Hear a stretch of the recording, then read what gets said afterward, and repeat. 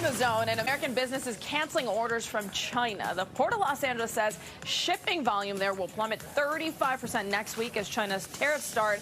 Joining us now is business analyst Parag Amin. And Parag, we've been talking about this. We know we consume a lot of goods from China. At least the port in Los Angeles, they get almost roughly close to 50% of all their imports are from China. So how serious is all this? That's right, Marina. This is very, very serious. This could be potentially dire for the Los Angeles economy locally, as well as prices across the country, because you have to remember, it's not just goods for Los Angeles. They're being shipped in from the LA port. Many goods go throughout the United States. So unfortunately, this can have a ripple effect for everyday Americans across the country.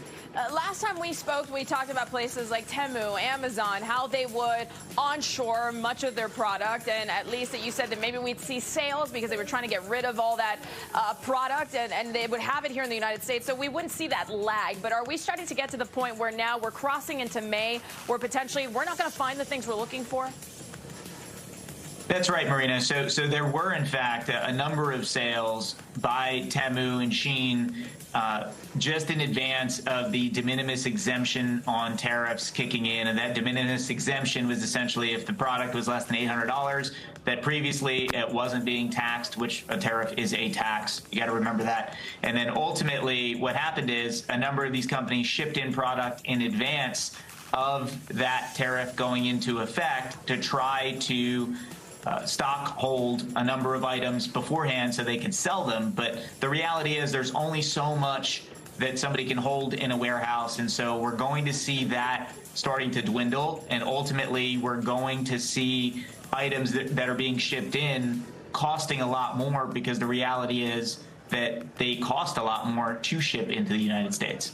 I don't mean to dumb down something that is clearly far more nuanced, but it seems that at this point in this tariff war, we're waiting to see, like, who blinks first here. Is it the Chinese, the Americans? And this could go on for months, really, at this point. What are the economists saying? Like, what are people you talk with saying about what's happening with China, especially as we learn to adjust to a life where maybe we shouldn't depend as much on them?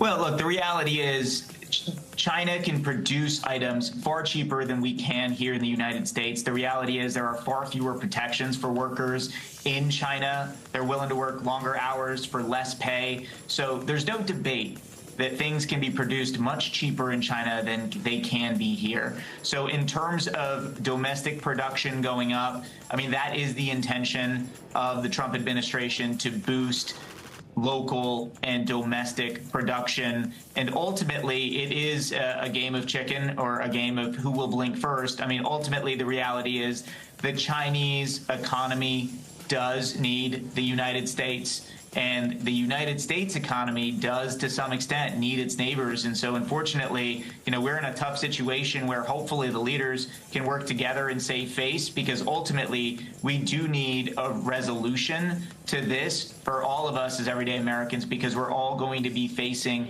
much higher prices for everything that's in our houses here in the short term. Certainly. Today, the 101st day of this new administration, and obviously with the cabinet meeting today, it seems as though the focus is going to be on the economics and what happens now with the tariffs. So we'll wait and see. Parag, thanks for the breakdown.